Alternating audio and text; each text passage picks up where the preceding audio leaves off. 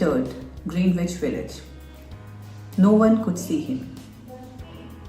He walked around touching one person here and another there with his icy fingers. He was a bad sickness. Doctors called him pneumonia.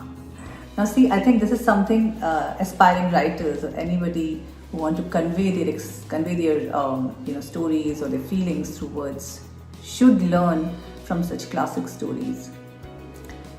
So how pneumonia has been personified here, how beautifully it has been described, or in a nicely strange way. Okay, the doctors called him pneumonia. On the east side of the city, he hurried, touching many people. But in the narrow streets of Greenwich Village, he did not move so quickly. Mr. Pneumonia was not a nice old gentleman. A nice old gentleman would never hurt a weak little woman from California. But Mr. Pneumonia touched Johnsy with his cold fingers. She lay on her bed almost without moving, and she looked through the window at the wall of the house next to hers. One morning, the busy doctor spoke to Sue alone in the hall where Johnsy could not hear. She has a very small chance, he said. She has a chance if she wants to live. If people don't want to live, I can't do much for them.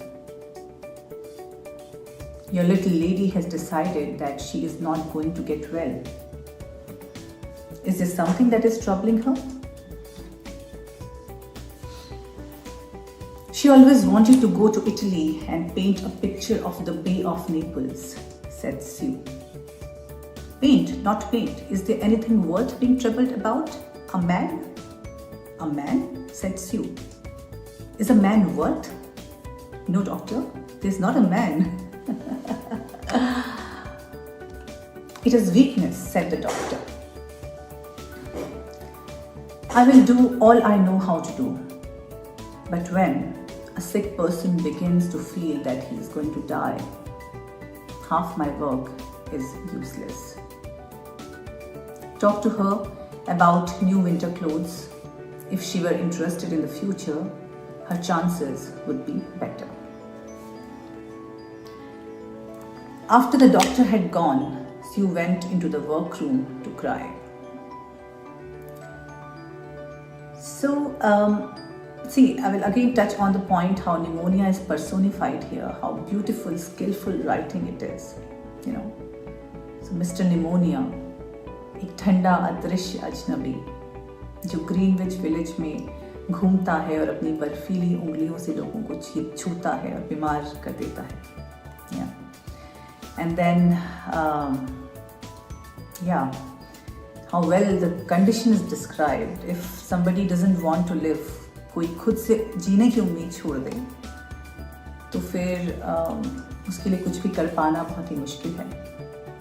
So anyways, let's move forward. After the doctor had gone, Sue went into the workroom to cry. Then she walked to Johnsy's room. She carried some of her painting materials and she was singing. Johnsy lay there, very thin and very quiet. Her face was turned towards the window. Sue stopped singing, thinking that Johnsy was asleep. Sue began to work. As she worked, she heard a low sound again and again. She went quickly to the bedside. Johnsy's eyes were open wide. She was looking out the window and counting back. 12, she said, and a little later 11, and then 10, and 9, and then 8 and 7, almost together. Sue looked out the window. What was there to count? There was only the side wall of the next house, a short distance away. The wall had no window. An old tree grew against the wall. The cold breath of winter had already touched it. Almost all its leaves had fallen from its dark branches. "What is it, dear?" asked Sue. "6," said Johnsy in a voice still lower. "They are falling faster now. 3 days ago they were almost 100. It hurt my head to count them, but now it's easy. See, there goes another one. They are only 5 now." "5 what, dear?" "Tell you, Sue. Leaves on the tree. When the last one falls, I must go too. I have known that for 3 days. Didn't the doctor tell you?" "Oh, I never heard of such a thing," said Sue. "It doesn't have any sense in it. What does an old tree have to do with you or with your getting well? And you used to love that tree so much. Don't be a little fool. The doctor told me your chances for getting well. He told me this morning. He said you had a very good chance. Try to eat a little now and then I will go back to work. And then I can sell my picture and then I can buy something more for you to eat to make you strong." "You don't have to buy anything for me," said Johnsy. She still looked out the window. "There goes another. No, I don't want anything to eat. Now there are 4. I want to see the last one fall before night. Then I will go too." "Johnsy dear," said Sue, "will you promise me to close your eyes and keep them closed? Will you promise not to look out the window until I finish working? I must have this picture ready tomorrow. I need the light. I can't cover the window." "Couldn't you work in the other room?" asked Johnsy coldly. "I would rather be here by you," said Sue. "And I don't want you to look at those leaves." "Tell me as soon as you have finished," said Johnsy. She closed her eyes and lay white and still. "Because I want to see the last leaf fall. I have done enough waiting. I have done enough thinking. I want to go sailing down like one of those leaves." "Try to sleep," said Sue. "I must call Behrman to come up here. Behrman. I must call Behrman to come up here. I want to paint a man in this picture and I will make him look like Behrman. I won't be gone a minute. Don't try to move till I come back." Now who is Behrman? Okay, now listen carefully. Sorry for my cringy chair.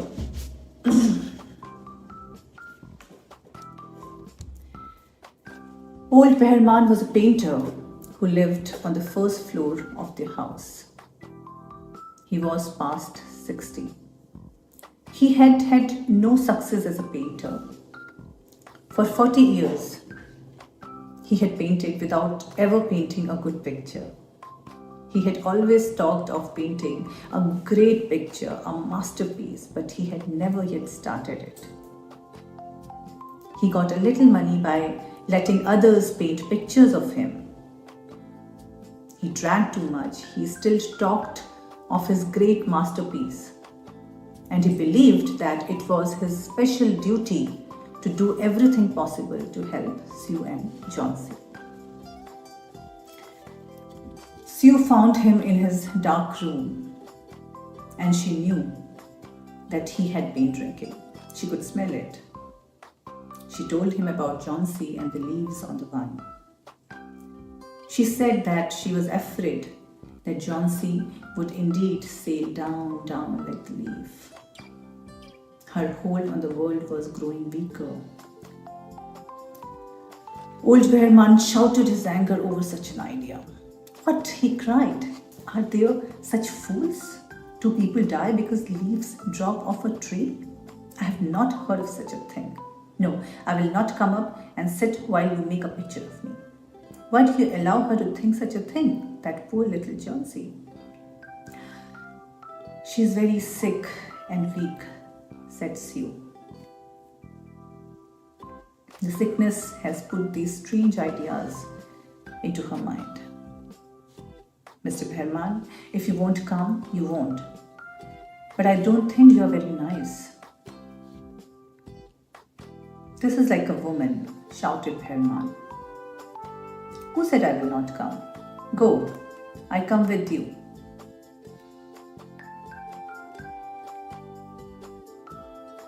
For half an hour I have been trying to say that I will come. God, this is not any place for someone so good as Johnsy to lie sick. Someday I shall paint my masterpiece and we shall all go away from there. God, yes. Johnsy was sleeping when they went up. Sue covered the window and took Behrman into the other room. There, they looked out the window fearfully at the tree. Then they looked at each other for a moment without speaking. A cold rain was falling, with a little snow in it too. Behrman sat down and Sue began to paint. She worked through most of the night. In the morning, after an hour's sleep, she went to Johnsy's bedside. Johnsy, with wide open eyes, was looking towards the window. I want to see, she told Sue. Sue took the cover from the window. But after the beating rain and the wild wind that had not stopped through the whole night, there still was one leaf to be seen against the wall. It was the last on the tree. It was still dark green near the branch, but at the edges, it was turning yellow with age. There it was hanging from a branch nearly 20 feet above the ground. It is the last one, said Johnsy. I thought it would surely fall during the night. I heard the wind. It will fall today and I shall die at the same time. Dear, dear Johnsy, said Sue, think of me. If you won't think of yourself, what would I do? But Johnsy did not answer.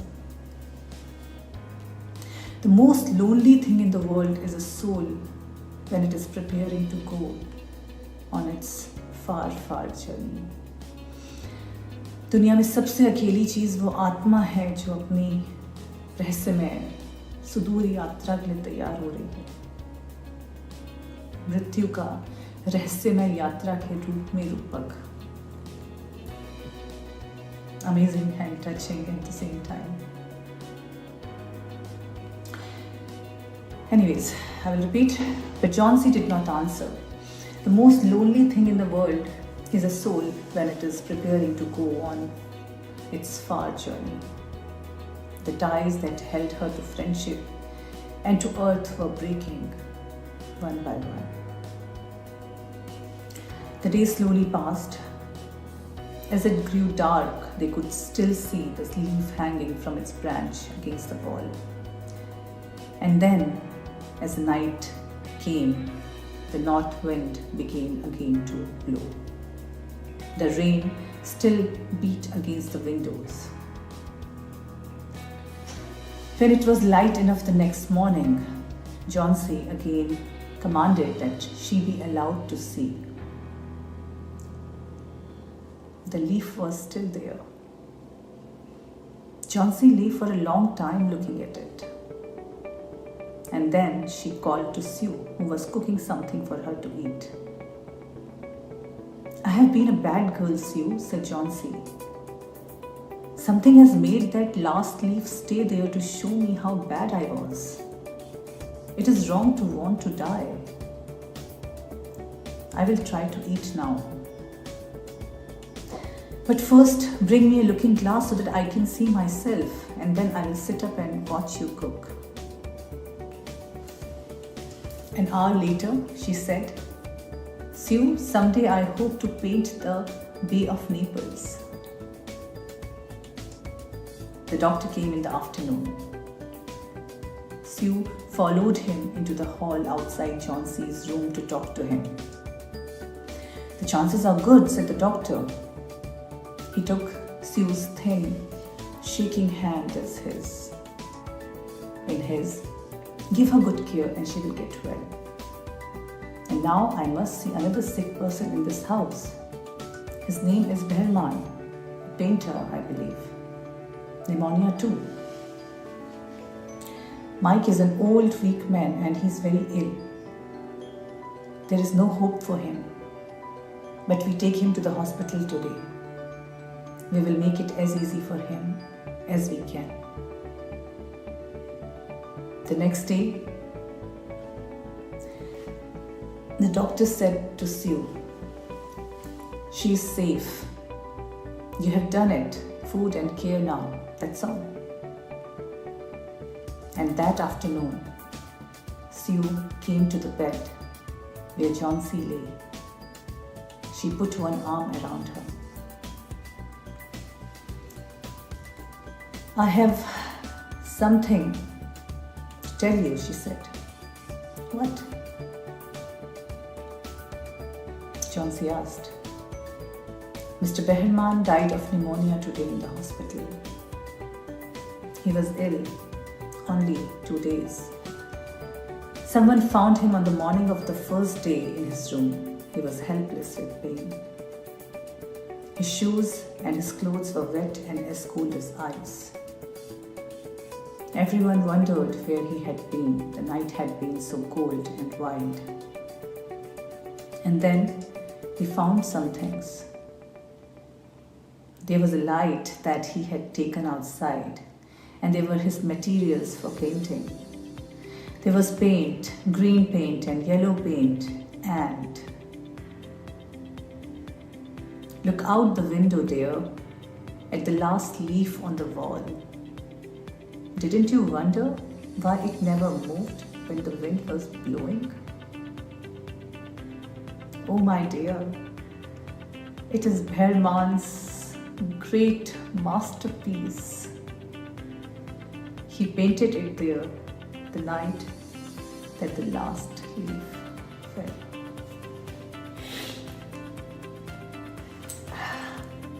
Antim patta, the last leaf.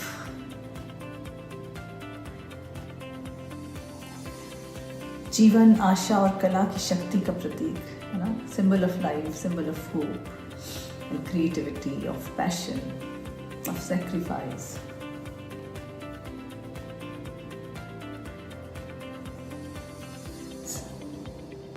एक तूफानी रात के बाद भी Johnsy ने देखा कि आखिरी पत्ता अब भी वहाँ था और उस पत्ते की मजबूती ने उसके अंदर जीने की चाहत जगाई। उसने सोचा, अगर ये पत्ता गिर नहीं रहा तो मैं भी लड़ सकती हूँ। और जब जॉन्सी ठीक होने लगी तब स्यू ने उसे बताया कि वो पत्ता असली नहीं था। बेहरमान ने उस रात अपनी जान की परवाह किए बिना उस पत्ते को दीवार पर पेंट किया था ताकि जॉन्सी की उम्मीद जिंदा रहे। ये है ताकत उम्मीद की और ये थी बेहरमान का मास्टरपीस, एक आखिरी कुर्बानी। So, wasn't this story a masterpiece? Like that last leaf painted by Behrman. Really, the story teaches us so much, the immense power of hope and sacrifice. How our small acts of help can transform someone else's life. So, with similar stories, we will meet again in the next episode. Until then, take good care of yourself. and keep the flame of hope alive, of passion alive. Thank you for tuning in to Rightfully Yours. Stay inspired, stay hopeful. Namaste.